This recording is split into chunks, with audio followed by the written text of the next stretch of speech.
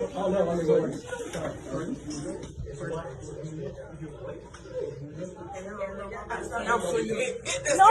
no.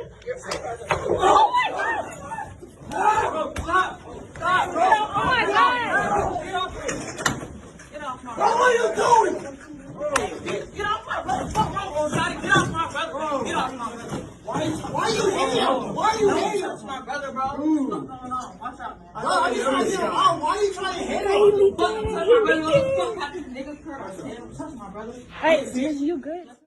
Hi guys, I'm Sandy Blooms, and today we have Karen Lewis, Mrs. Karen Lewis, here with us today. She's expressing a great concern about the things that are going on within the Gwinnett County school systems. Now we have a superintendent, Dr. Watts, who has been unresponsive throughout this whole ordeal. When Captain Watts was hired last year to head Gwinnett schools, he'd previously worked in the district from 2008 to 2015. During that time, he was promoted to associate superintendent of curriculum, but demoted 6 months later by former superintendent Alvin Wilbanks. I got a lot of complaints from the instructional people, just felt like they were not getting the help they needed. In a statement, Watts says Wilbanks was well within his right to do so. He does not say why the associate position was left off his application.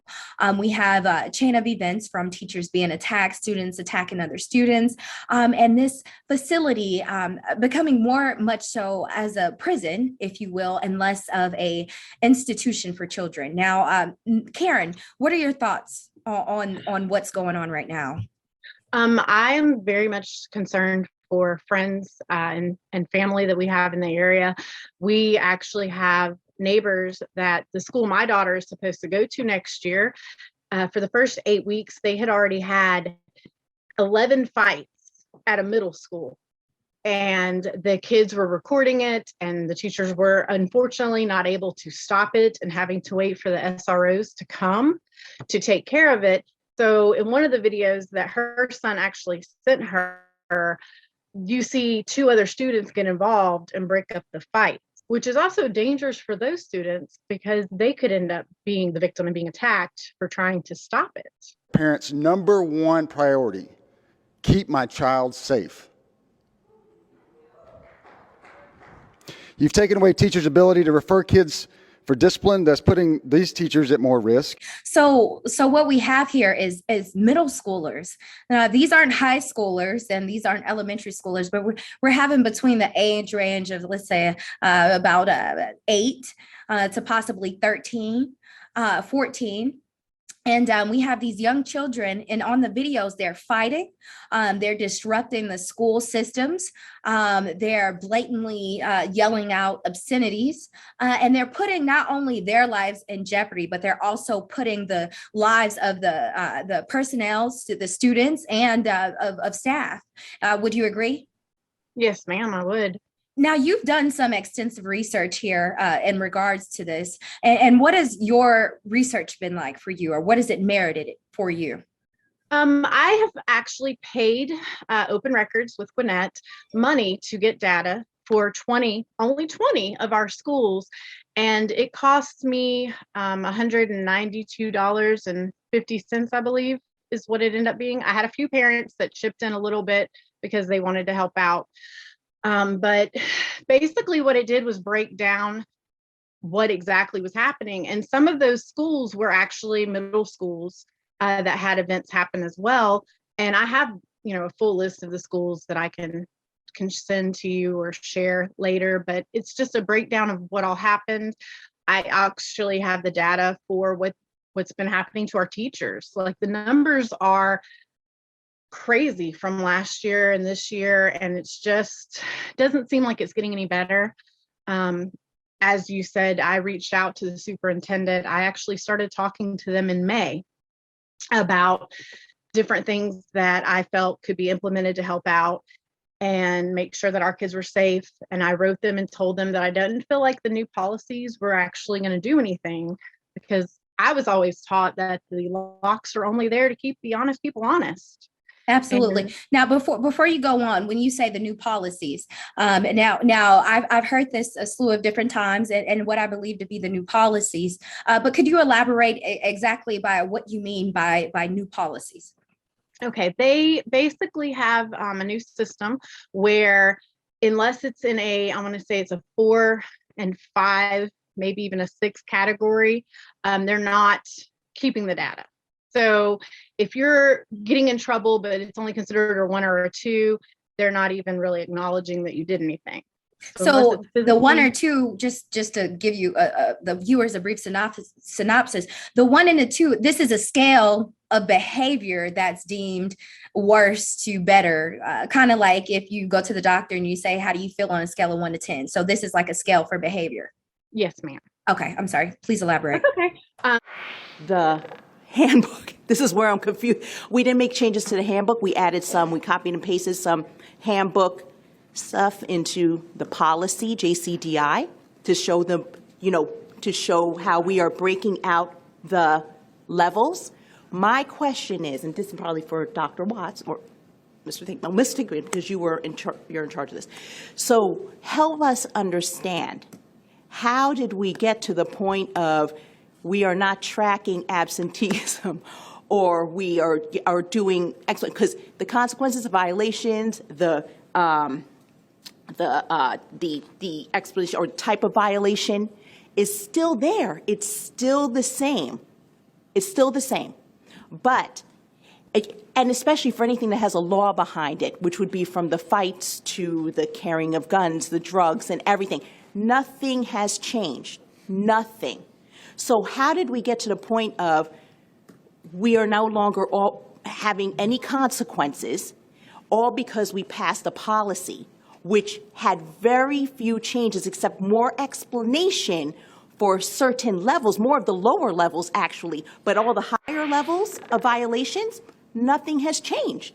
So, and people are saying, including teachers, students, they're stating that we no longer have consequences. We're not, for tardies, AWOLs, we're not doing anything about it. So how did we get to that point? How did we get to that point? Because I can't understand how we couldn't explain this, that nothing has really changed over these past months. Like the code 4 is for staff getting attacked. I don't think that's actually their wordage. I think it's actions against staff is what they say. So code 4 is the actions against staff by students. So that could be a teacher, a bus driver, a lunchroom lady, anybody. And that ranges from a written threat all the way up to physical behavior and harassment and everything like that. They also have a scale where in this 5AA or all the way up to like 5AR, whatever their code is for each thing, they have other. So there's even something else that doesn't fit the other categories they have. So they just label it other. And it's been very difficult to even get them to explain to me what falls under other, because they have a brief description on their website, but the description is very vague. So it doesn't give you okay, other is if a child does this or that to a staff member. Like when I got the data for 5 and 6, 5 is physical, basically student on student, physical attacks or cyberbullying. I did ask how they get cyberbullying. Like, is that strictly in school when they're using the school computers, or when they're having, we still have digital days. So is that when digital days happen, or are they counting outside of school? And I was not given a response to that. So I'm not really sure how that comes into play.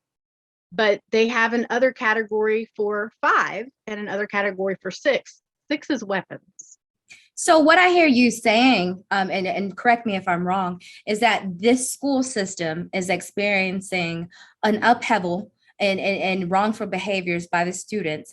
And the way that the superintendent or the board decided to address this is by lessening the seriousness of the offense that the student is exhibiting, to give them behavioral corrections instead of actual hard punishments that would possibly lessen the absurdities that are going on in this institute or these institutions. Is that correct? Yes, ma'am, that is what's been happening.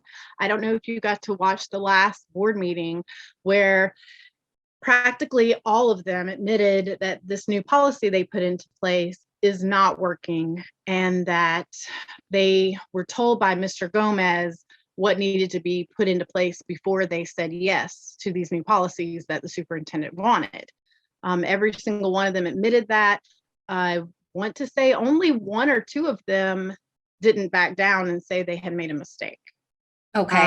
So when you say so- Gomez, who is Mr. Gomez? Mr. Gomez is over open records. He works with open records. Just taking a step back. Remember that with policy JCDI, the first bucket of policy JCDI, that's where you as a board expressed your value statements. You've got to read those value statements to try to answer some of these questions. Your value statements were, I don't have them all in front of me, so forgive me, along the line that suspension would be used as a last resort. Your value statements were that we are now aware that discipline is developmental in nature, etc., right? So I've given this example before to individuals. If I, as a father, am used to using one technique of discipline at home, and my wife says, hey, we need to change our way of disciplining, then as an implementation, I stop doing those things I was doing before. So the kid may say, oh my God, Daddy's not doing the same thing he did to me before. Maybe I can get away with this behavior more often. But if your value statement, and I appreciate the fact that you're now saying that maybe we need to take a relook at that. But if your value statements, and those are the first 8 or 9 things of that policy, say things like, we know discipline is developmental. We know we need to use suspension as a last resort. We are sending the message that we as a collective body want to look at discipline in a different way. That policy, nowhere in that policy does it say stop suspending kids. What it says, though, is we encourage you to look at it a different way. So let's go to fighting. One of the things that you and I experienced in one of our meetings with a group of individuals was the ideology that, or perception, that in the past, anytime a kid exhibited a behavior, we could get the words that were used, get rid of them. Those are not my words. Those are the words that were used by that person, right? So if my philosophy was that every time a kid did X behavior, I was allowed to get rid of them. And now I'm being told, hey, be more reflective, be more restorative, provide an intervention. I may end up with the idea that if I cannot get rid of the kid, I'm not being supported, or I can get the idea that behavior is worse. So we've got to balance that out. Do we believe in the value statements that are contained in the policy? That's my first question. Maybe in trying to get to point X, we need to relook at those value statements. But those value statements send the message across the system. If I'm a teacher, if I'm a principal, and my board says, I want you to understand that we consider suspension as a last resort, what do you think I'm going to do? Consider suspension as a last resort. That's one of the statements in policy JCI. So that could, I'm not saying is all, could add to the implementation confusion. So again, maybe one of the things we need to do, and we are doing, is reteaching that. Because what I keep hearing is that we still want, as a board, a deep understanding that we want to look at discipline in a different way than we used to. How do we look at discipline in a different way that we used to, but still ensure safety, real and perceived? So that's my 2 cents worth, and thank you for allowing me to put that in there. Doesn't mean that I mean everything. I'd like to actually add on to George. I've been discussing and talking to him off and on for the data. Whenever I asked him what other for physical contact was, he said like the TikTok videos where the kids were yanking chairs out from under each other and hitting heads as an example. He's like, things like that aren't listed specifically fall under other. For weapons, he said, say a student picked up a pencil and stabbed another student with a pencil, that would fall under other. Okay, so they categorize the crimes by level of importance, and then they put certain things as other. And this is Mr. Gomez who told you that, and he's over the open records request for the Gwinnett County Schools. Is that correct? Yes, ma'am. Okay. He is. So the parents now that are involved with this, I know you're not the only parents. There's been several parents that have reached out to me and in specific and said, listen, we need you to put your hands on this and to get this as much exposure as you can. And also go down there and try to speak with some of these persons, because you know what, we're fed up. We're exhausted in resources. Most of them, like you, have spent money. And they're saying we've exhausted resources and we need something done about this. So how many parents generally can you say at any given time when you go to these board members are expressing discontent with what's going on within the county? I would say if there are 60 in the room, at least probably 50. Okay. There may even be more than that. It's more than half that are not happy with what's happening. Of course, you have the few that have their own personal agendas because they're with nonprofits that get to speak quite a bit at the board meetings. Gwinnett Stop being one that's got to speak. And they told us in October that they had data that they had sent to the school board so that the school board could review it for being able to add like sports, more sports and things like that. I have nothing against that. There were other things that they spoke about that I'm not specifically for, but they claimed that any parent in Gwinnett could write them and they would send that information to that parent. I wrote them and have not heard back. Okay. So you have a group of adults who are parents who are expressing discontent. What about teachers? Are they also expressing the discontent with what's going on also? We have a few that are speaking up, but a lot of the teachers are speaking behind closed doors because they're afraid of any kind of repercussions that will be taken against them.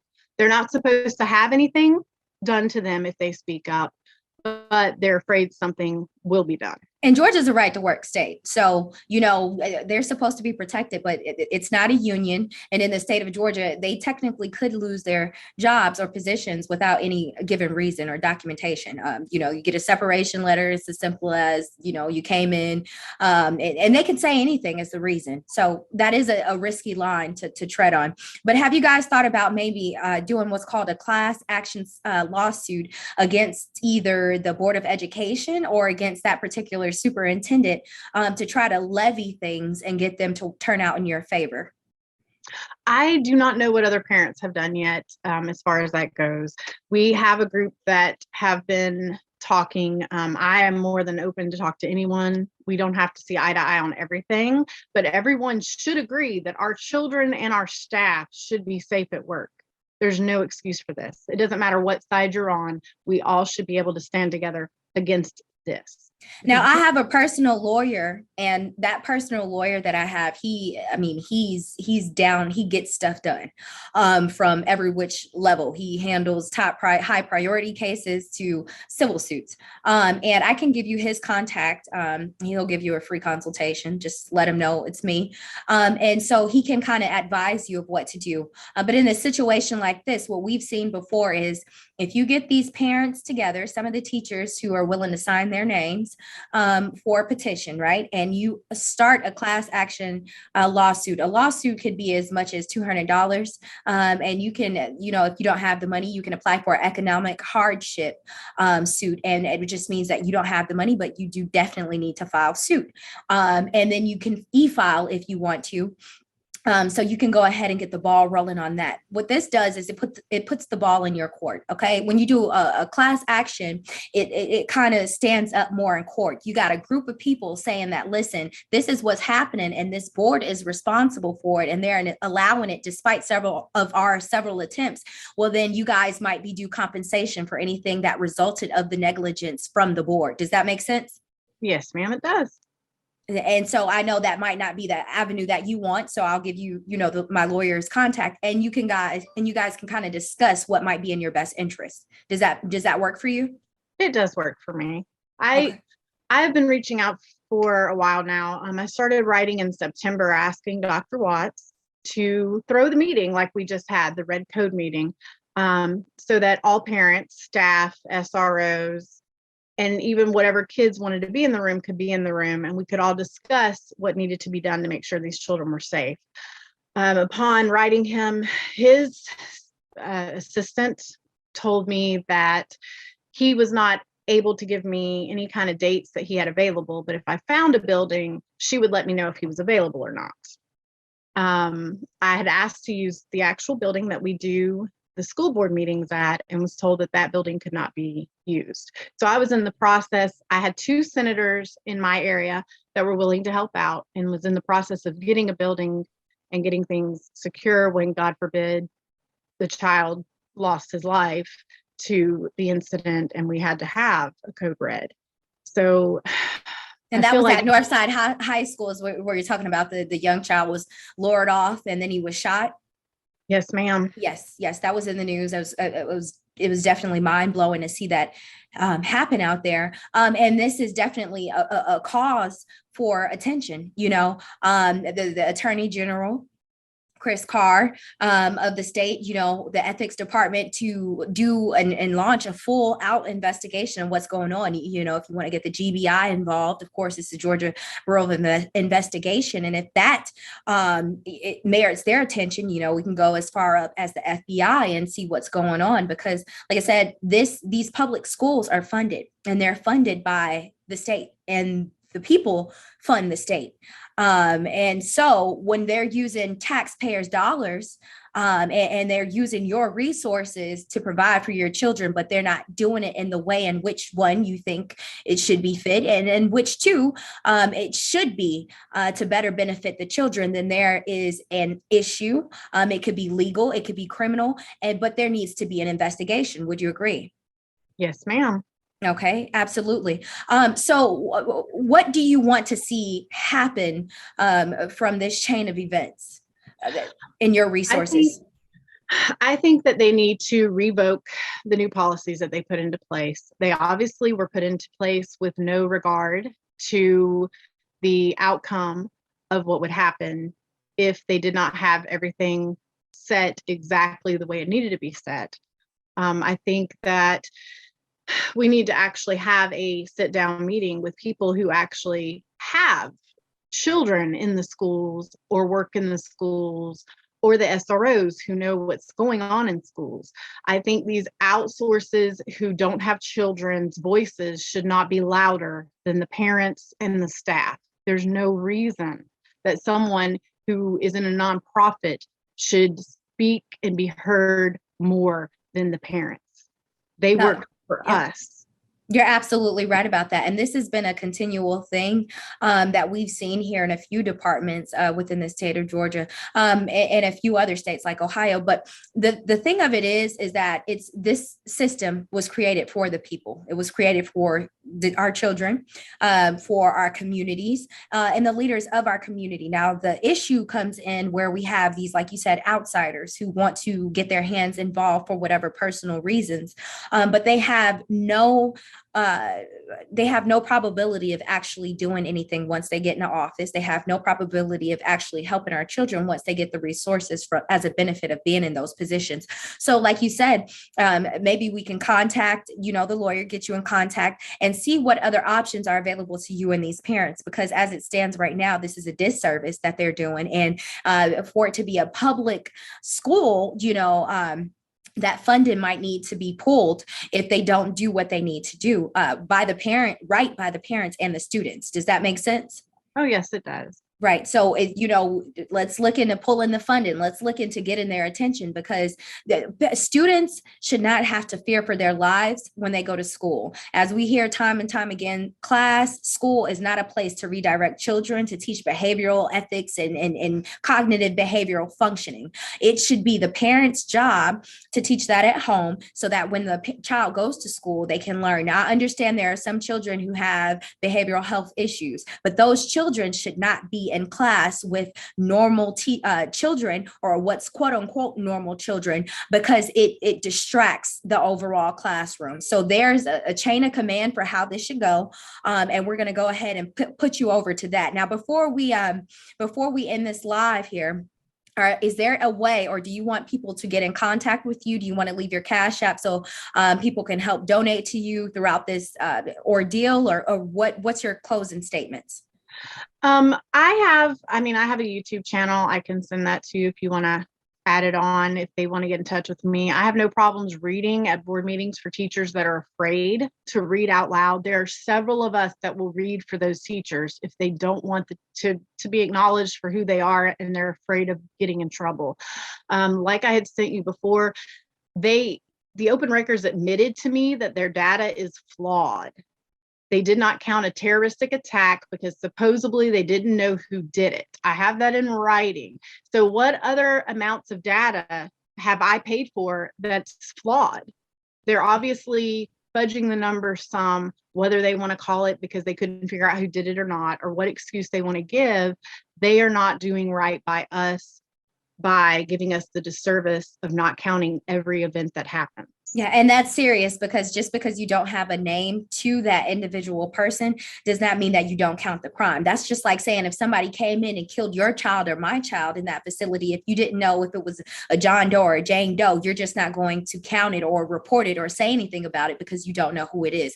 That is mishandling information. It's actually plagiarism. It's another form of plagiarism. I know we always hear about the standard. You take the words from someone else's catalog and use it as yours, but this is a form of plagiarism, and it definitely, someone needs to be held accountable. So like I said, you have December 4th, you have your next board meeting. We're going to get a camera crew out there, and we're going to try to see if we can't get some answers then.